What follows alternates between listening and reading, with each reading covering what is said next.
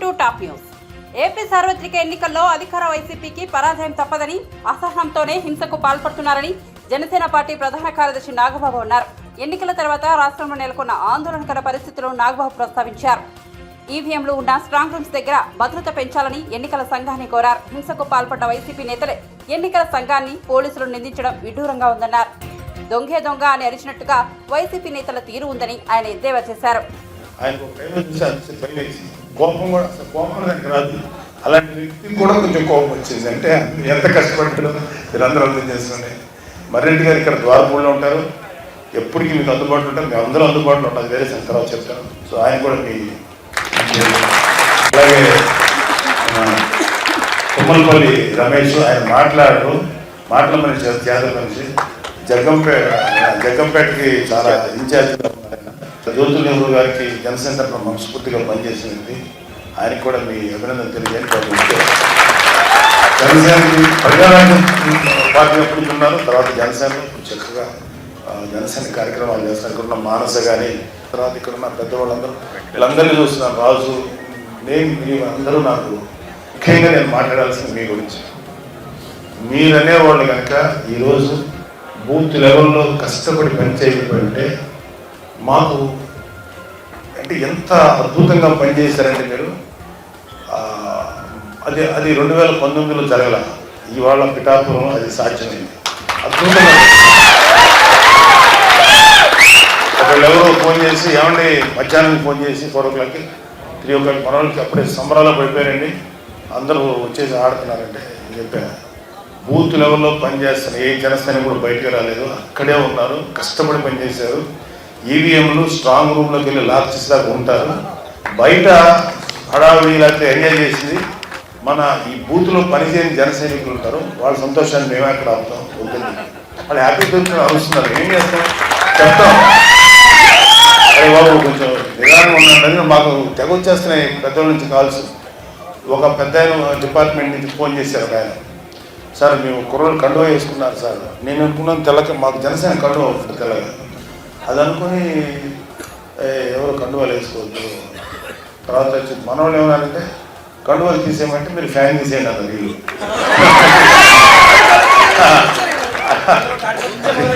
అదే తెలుసు.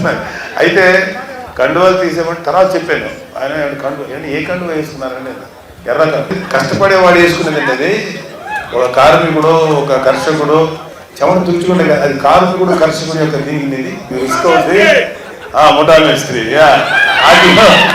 అది అందరం వాడేదండి. అదే అతన్ని కవికి అది వేసుకున్న వాళ్ళు మేము టచ్ చేయకండి బాబు, వాళ్ళు అన్నాను వాళ్ళు కండు వేసుకుంటే టచ్ చేయకండి. అది కాకుండా వాళ్ళు ఏదైనా స్లోగన్స్ ఇచ్చారు, ఇంకోటి అంటే మీరు వాళ్ళు చెప్పచ్చు, లేదా మీరు ఏం చేసుకోవచ్చు. కండు వేసుకున్న దానికి మాత్రం అరెస్ట్ చేయండి, వాళ్ళ మీద ఎటువంటి చర్య తీసుకోకండి సార్, మీకు అది నెగిటివ్ అవుతుంది, అది తప్పు కాదు, అదే జనరల్ కామన్ మ్యాన్ సింబల్ అని చెప్పడం జరిగింది. తర్వాత మీరందరూ ఎంత ఎండలో పనిచేశారంటే నేను సాయంత్రం ఒక 3-4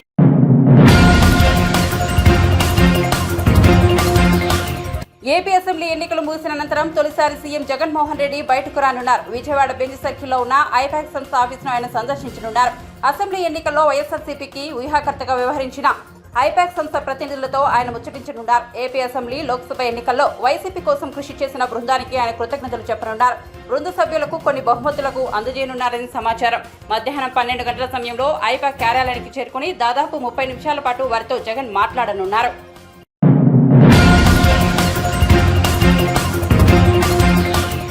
జూన్ 4వ తేదీన ఎన్నికల ఫలితాలు వెల్లడి కానున్నాయి. అన్ని ప్రధాన పార్టీలు కూడా గెలుపుపై పూర్తి ధీమాతో ఉన్నాయి. తాజాగా ఏపీ మంత్రి మేరుగు నాగార్జున మీడియాతో మాట్లాడుతూ జూన్ 4న వైసీపీ సరికొత్త చరిత్రను సృష్టించబోతోందని చెప్పారు.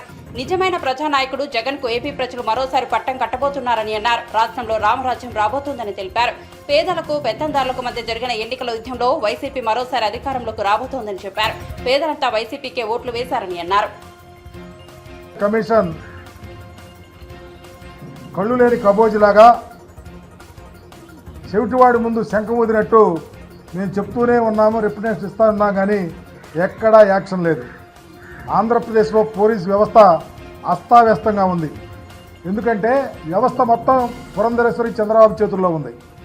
కేంద్ర ప్రభుత్వం అపాయింట్ చేసినటువంటి అబ్జర్వర్ అతను ఒక రిటైర్డ్ ఆఫీసర్ అట, ఆయన ఏది చంద్రబాబు పురంధేశ్వరి చెప్తే అది చేయటం, ఎవరిని ట్రాన్స్ఫర్ చేయమంటే వాళ్ళని చేయటం. ఈ రాష్ట్రంలో ఇంత హింస ఏ ఎన్నికల్లోనూ జరగల. చివరికి మా నాయకుల్ని హౌస్ అరెస్ట్ చేస్తే వాళ్ళేమో మా అవతల వాళ్ళేమో క్యాంపెయిన్ చేసుకోవటం, మా మీద దాడులు చేస్తే మా వాళ్ళనేమో ఇన్సిడెంట్ అయిపోయిన తర్వాత తీసుకెళ్ళి అరెస్ట్ చేస్తాం. మా వాళ్ళు ఏదైనా చిన్న ఇన్సిడెంట్ దగ్గరకు వచ్చేస్తే మాకు అన్యాయం జరిగిందని చెప్తే 107 పెట్టాం. ఇలాంటి అకృత్యాలు ఈ రాష్ట్రంలో చేస్తూ ఉంటే పోలీసు వ్యవస్థ నిమ్మకిరీలెత్తినట్టు తెలుగుదేశం పార్టీకి వస్తాదు పలుకుతూ ఉంది. అందుకనే ఈరోజు ఉదయం డీజీపీ గారిని కలిసాం. ఈరోజు ఇప్పుడు మళ్ళీ ఎన్నికల కమిషన్కి వచ్చి చెప్తా ఉన్నాం. ఎందుకంటే ఆల్టర్నేటివ్ లేదు మాకు. కానీ ఆంధ్రప్రదేశ్లో చంద్రబాబు పురంధేశ్వరి చేతిలో కీలుబొమ్మలాగా ఎన్నికల కమిషన్ పోలీసు వ్యవస్థ నడుస్తూ ఉంది. ప్రజలు గమనించాలా. ప్రజాస్వామ్యం అపహాస్య చేస్తూ ఉన్నారు, రాజ్యాంగ వ్యవస్థ దుర్వినియోగం చేస్తూ ఉన్నారు. తక్షణమే విజ్ఞత కలిగినటువంటి పౌరులు ఈ రాష్ట్రంలో ఏం జరుగుతుందో గమనించమని, అలాగే ఇప్పటికైనా కళ్ళు తెరిచి ఆంధ్రప్రదేశ్లో పోలీసు వ్యవస్థ సక్రమంగా ఎక్కడ దాడులు అఘాయిత్యాలు అమానుషాలు జరగకుండా చూడాలని, అలాగే ఎన్నికల కమిషన్ కూడా త్వరగా రియాక్ట్ అయ్యి, ఇప్పుడే చూసాం కేంద్ర ప్రభుత్వం ఎక్కడికో ఇక్కడ నుండి డీజీపీ గారిని ఎన్నో చీఫ్ సెక్రటరీ గారు పిలిచారట. ఏది ఏమైనా త్వరితగతిని అల్లర్లు జరగకుండా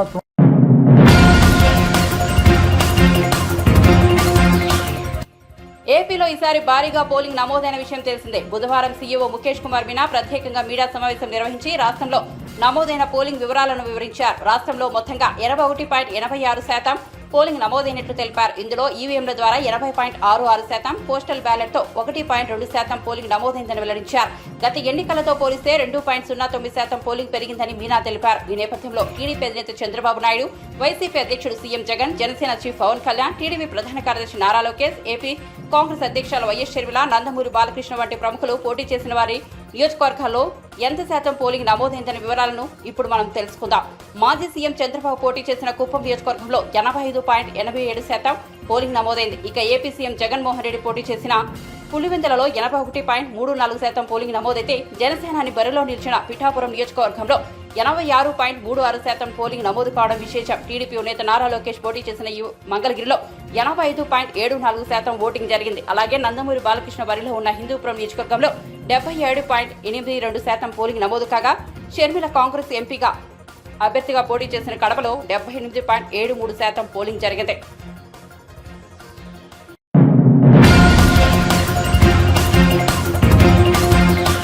ఎన్నికల్లో వైఎస్ఆర్సీపీ సృష్టించిన అరాచకాలపై కూటమి నేతలు గవర్నర్కు ఫిర్యాదు చేశారు. టీడీపీ నేతలు వర్లరామయ్య, కొల్లు రవీంద్ర, బీజేపీ నేత లంకా దినకర్ తదితరులు రాజ్భవన్లో గవర్నర్ అబ్దుల్ నజీర్తో భేటీ అయ్యారు. పల్నాడు, రాయలసీమలో పోలింగ్ రోజు, ఆ తర్వాత జరిగిన దాడుల గురించి వివరించారు. అనంతరం వర్లరామయ్య మీడియాతో మాట్లాడారు.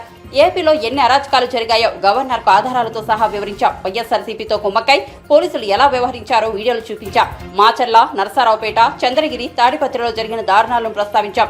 ఏపీలో ఇంత అరాచకం జరిగింది కాబట్టి సీఎస్, డీజీపీలను ఎన్నికల సంఘం ఢిల్లీ పిలుస్తోంది.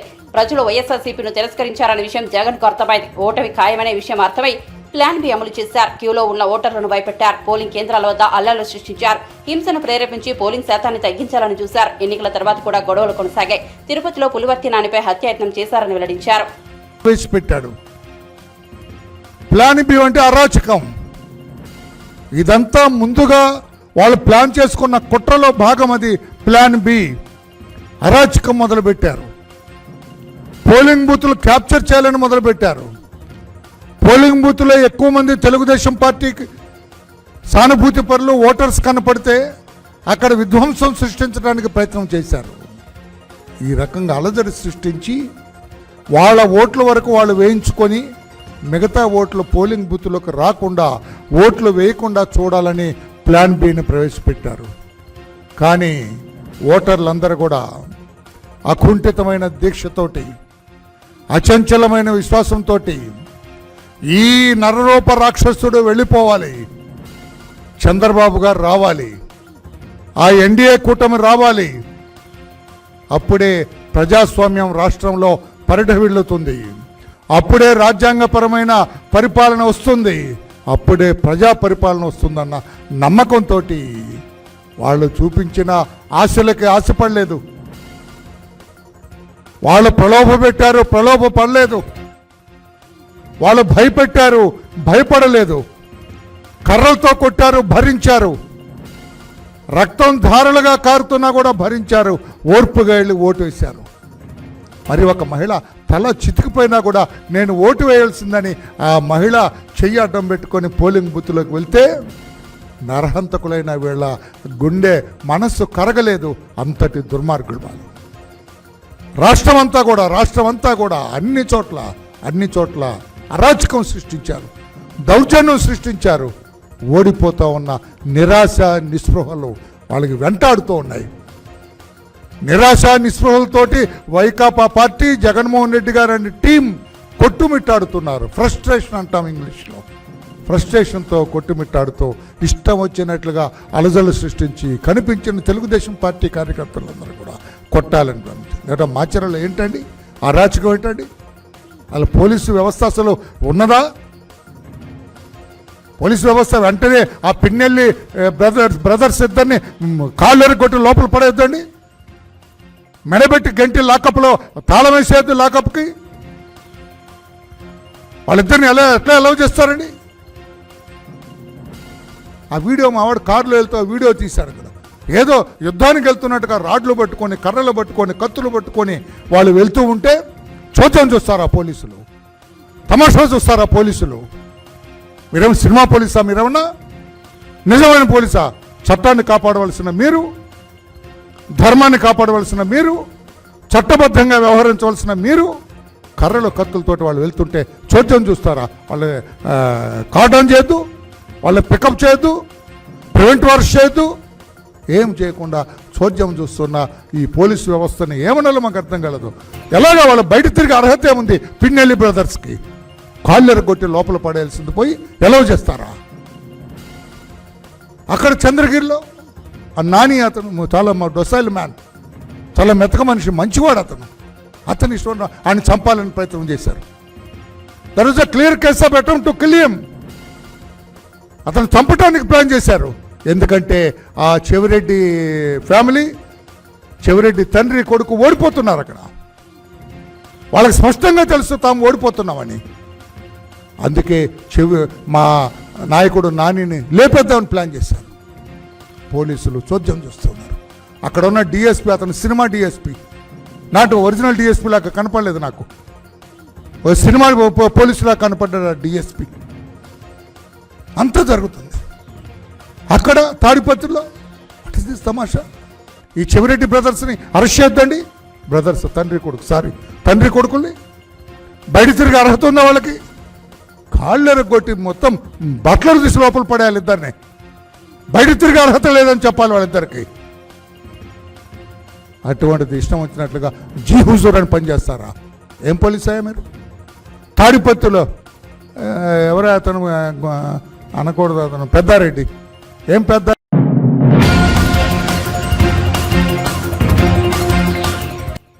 వేసవి తాపంతో ఉక్కిరిబిక్కిరి అవుతున్న దేశ ప్రజలకు భారత వాతావరణ విభాగం చల్లటి కబురు చెప్పింది. మే నాటికి నైరుతి రుతుపవనాలు కేరళను తాకనున్నాయని అంచనా వేసింది. ఈ ఏడాది నైరుతి రుతుపవనాలు 4 రోజులు ఇటు అటుగా మే 31న కేరళను తాకనున్నాయని, ఆ తర్వాత దేశవ్యాప్తంగా విస్తరించనున్నాయని ఐఎండీ లెక్కగట్టింది. ఈ మేరకు బుధవారం అంచనాలను వెల్లడించింది. నైరుతి రుతుపవనాలు మే 1న కేరళను తాకడం ముందస్తు కాదని, సాధారణ తేదీకి సమీపంగా ఉందని IMD director general Mrutyunjay Mohapatra వెల్లడించారు. కాగా వ్యవసాయ సాధికారత భారత ఆర్థిక వ్యవస్థకు నైరుతి రుతుపవనాలు చాలా ముఖ్యమైనవి. నైరుతి రుతుపవనాల ప్రభావంతో దేశవ్యాప్తంగా 4 నెలల పాటు వర్షాలు కురుస్తాయి. కాగా ఈ ఏడాది సాధారణం కంటే అధిక వర్షపాతం నమోదవుతుందని గత నెలలో ఐఎండీ అంచనా వేసిన సంగతి తెలిసిందే.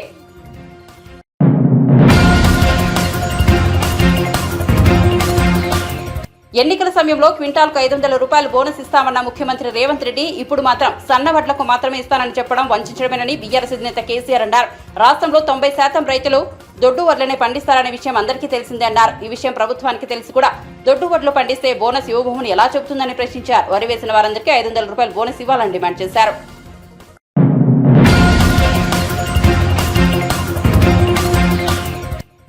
పశ్చిమ బెంగాల్లో బీజేపీ 24 నుంచి 30 స్థానాల వరకు గెలుచుకుంటుందని కేంద్ర హోంమంత్రి అమిత్ షా అన్నారు. బెంగాల్లో ఎన్నికల ప్రచారంలో ఆయన పాల్గొన్నారు. ఈ సందర్భంగా మాట్లాడుతూ 2029 వరకు మోదీయే ప్రధానిగా ఉంటారని స్పష్టం చేశారు. 2029 తర్వాత కూడా మోదీయే తమ నాయకుడిగా ఉంటారన్నారు. బెంగాల్లో జరుగుతున్న దౌర్జన్యాలపై హైకోర్టు జోక్యం చేసుకోవాలని కోరారు. పాకిస్తాన్ వద్ద అణుబాంబు ఉందని కాంగ్రెస్ నేతలు చెబుతున్నారని, వారి వ్యాఖ్యలపై రాహుల్ గాంధీ స్పందించాలని డిమాండ్ చేశారు. సందేశ్ ఖాళీ ఘటన విషయంతో మమతా బెనర్జీపై ఆగ్రహం వ్యక్తం చేశారు. మత ప్రాతిపదికన మహిళలపై బెంగాల్లో దాడులు జరుగుతున్నాయని మండిపడ్డారు. ये दोनों के बीच में श्रीरामपुर वालों आपको तय करना है कि देश किसको दे। एक और 12 लाख करोड़ के कपड़े घोटाले भ्रष्टाचार करने वाला ये इंडी अलायंस है, और दूसरी ओर सीएम और पीएम रहते हुए 23 साल तक जिस पर 25 पैसे का भी आरोप नहीं लगा, ऐसे नरेंद्र मोदी। एक और थोड़ी गर्मी बढ़ते ही छुट्टी मनाने जाने वाले राहुल बाबा है, थाईलैंड जाते हैं, बैंकॉक जाते हैं, और दूसरी ओर 23 साल तक दीपावली के दिन भी सेना के जवान के साथ मिठाई खाने वाला नरेंद्र मोदी है। भाइयों बहनों, कबीर शंकर बोस को उसके नाम के सामने जो कमल का निशान है, वो पवित्र पद्म फूल पर जब आप वोट दोगे, इनको दिया हुआ एक एक वोट नरेंद्र मोदी जी को प्रधानमंत्री बनाने वाला। भाइयों बहनों, आप तय करो कि आपको खुद को करोड़पति बनाने वाले इंडी अलायंस चाहिए या 3 करोड़ लखपति दीदी बनाने वाला नरेंद्र मोदी।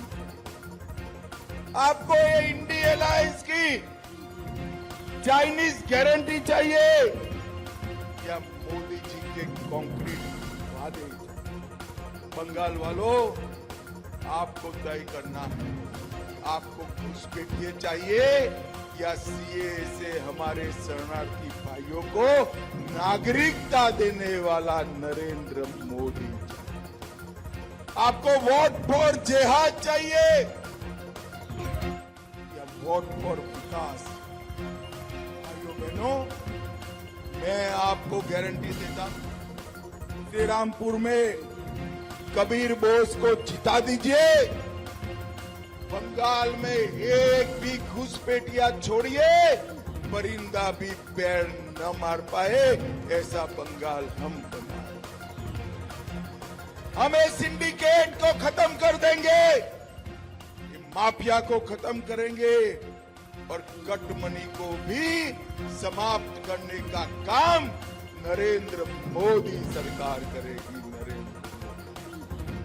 भाइयों बहनों, बंगाल वाले भाइयों बहनों, श्रीरामपुर के भाइयों, मुझे बताओ, ये राम मंदिर बनना चाहिए था या नहीं बनना चाहिए था?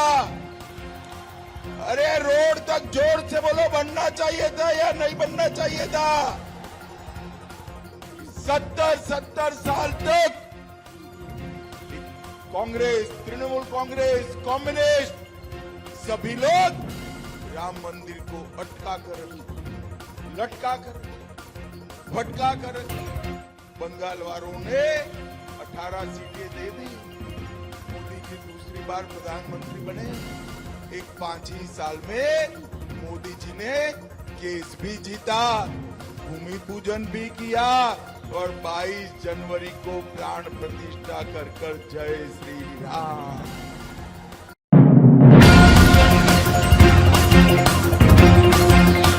ముఖ్యమంత్రి రేవంత్ రెడ్డి తెలంగాణ ఆర్థిక పరిస్థితిపై బుధవారం సమీక్ష నిర్వహించారు. సచివాలయంలో జరిగిన ఈ సమీక్షా సమావేశానికి మంత్రులు ఉత్తమ్ కుమార్ రెడ్డి, పొంగులేటి శ్రీనివాసరెడ్డి, సంబంధిత అధికారులు హాజరయ్యారు. రాష్ట్ర ఆర్థిక పరిస్థితితో పాటు ధాన్యం కొనుగోలు, వ్యవసాయంపై సమీక్ష నిర్వహించారు. నిన్నటి వరకు ముఖ్యమంత్రి రేవంత్ రెడ్డి ఎన్నికల బిజీలో ఉన్నారు. పలు అంశాలపై సమీక్ష నిర్వహించారు. ప్రధానంగా తడిసిన ధాన్యాన్ని కొనుగోలు చేయడానికి నిరాకరిస్తున్న నేపథ్యంలో ఈ అంశంపై చర్చించారు. ఎక్కడా త్రాగునీరు సమస్యలు తలెత్తకూడదని అధికారులను ఆదేశించారు. తడిసిన ధాన్యాన్ని ప్రభుత్వమే కొంటుందని స్పష్టం చేశారు.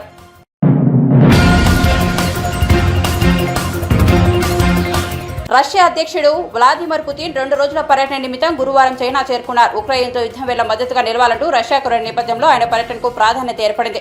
పర్యటనలో భాగంగా చైనా అధ్యక్షుడు జీ జిన్పింగ్తో పుతిన్ భేటీ కానున్నారు. ఉక్రెయిన్లో తమ వద్ద ప్రయత్నాలకు యూరప్ దేశాల ఆంక్షలతో ఒంటరిగా మారిన తమ ఆర్థిక వ్యవస్థకు అన్ని విధాలుగా అండగా నిలవాలని పుతిన్ కోరనున్నారు. రష్యా అధ్యక్షుడిగా మార్చిలో తిరిగి ఎన్నికయ్యాక పుతిన్కు ఇదే తొలి విదేశీ పర్యటన కావడం గమనార్హం. అయితే 6 నెలల వ్యవధి కాలంలో చైనాకు వెళ్లడం ఇది రెండోసారి. ఉక్రెయిన్లో సైనిక దాడికి వ్యతిరేకంగా పశ్చిమ దేశాలు రష్యాపై తీవ్రమైన ఆర్థిక ఆంక్షలు విధించిన విషయం తెలిసిందే. దీంతో చైనాపైనే రష్యా ఎక్కువగా ఆధారపడుతోంది.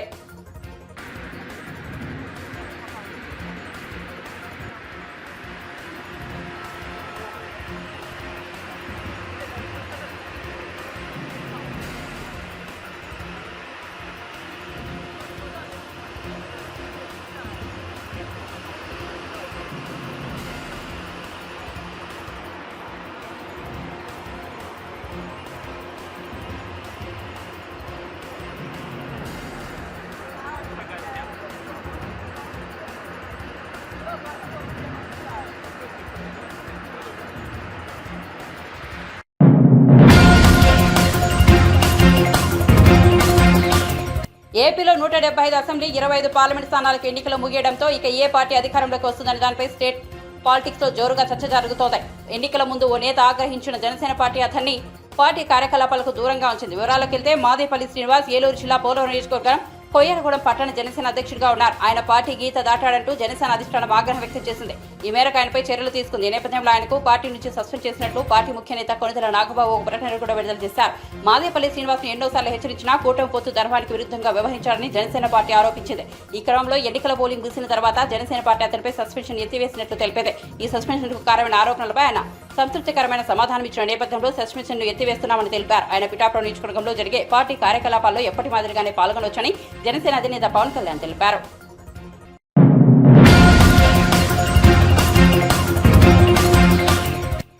కాంగ్రెస్ అగ్రనేత రాహుల్ గాంధీ ఇటీవల యూపీలోని రాయ్బరేలీలో స్థానిక బార్బర్ షాప్ ను సందర్శించిన సంగతి తెలిసిందే. ఈ సందర్భంగా అక్కడ ఆయన తన గడ్డం ట్రిమ్ చేయించుకుని అందరిని ఆశ్చర్యపరిచారు. ఇందుకు సంబంధించిన ఫోటోలు సోషల్ మీడియాలో వైరల్ గా మారడంతో రాహుల్ గాంధీ సింప్లిసిటీపై జోరుగా చర్చ జరుగుతోంది. ఇదిలా ఉంటే రాహుల్ గాంధీ వచ్చి వెళ్ళాక ఈ షాప్ నిర్వాహకులు కొత్త తలనొప్పి వచ్చి చేరింది. రాహుల్ రక్త షాప్ కస్టమర్లు క్యూ కట్టడమే కాకుండా రాహుల్ గాంధీ కూర్చున్న సీటుకు డిమాండ్ కూడా పెరిగింది. వచ్చిన కస్టమర్లంతా రాహుల్ గాంధీ కూర్చున్న చైర్లోనే తమకు కటింగ్ లేదా ట్రిమ్మింగ్ చేయాలంటూ పట్టుబడుతున్నారట. పక్క సీట్లో ఖాళీగా ఉందని చెప్పినా తాము రాహుల్ గాంధీ ఉపయోగించిన చైర్లోనే కూర్చుంటామని వెయిట్ చేస్తున్నారట. రాహుల్ గాంధీ అంతటి వ్యక్తి కూర్చున్న కుర్చీలో తాము కూడా కూర్చోవడానికి అనేక మంది ఇష్టపడుతున్నారట. ఇక్కడ ఉన్న డిమాండ్ను చూస్తుంటే ఈ కుర్చీ ఎక్కడ దొంగతనం అవుతుందో అనే సందేహాలను వ్యక్తమవుతోందని షాప్కు వచ్చిన కస్టమర్లు ఫన్నీగా చెబుతున్నారు. तो भैया कस्टमर लोग आ रहे हैं तो क्या कह रहे हैं थोड़ा बताना आप। मतलब ऐसा है, मतलब जो भी कस्टमर आ रहा है डिमांड यही कर रहे हैं कि यहाँ ने इसी चेयर पर बैठेंगे। राहुल जी बैठे थे। राहुल जी बैठे थे तो उनका भी मन कर रहा है कि इसी में बैठे, हम भी से बैठ के बात करें। शायद भविष्य हमारा आप भी बोले थे क्या कि हम इसी में बैठे। हमने भी यही बात बोली कि हम भी इसी चेयर में बैठे। फिर जब हम बैठे तो हमें महसूस हो बहुत अच्छा लगा। हमने मतलब सोच के मुझे ये फील हुआ कहीं ऐसा ना कि आप ये बात करा के जा रहे इसी चेयर में और रात में कोई चोरी कर ले, चेयर न रहे आपके।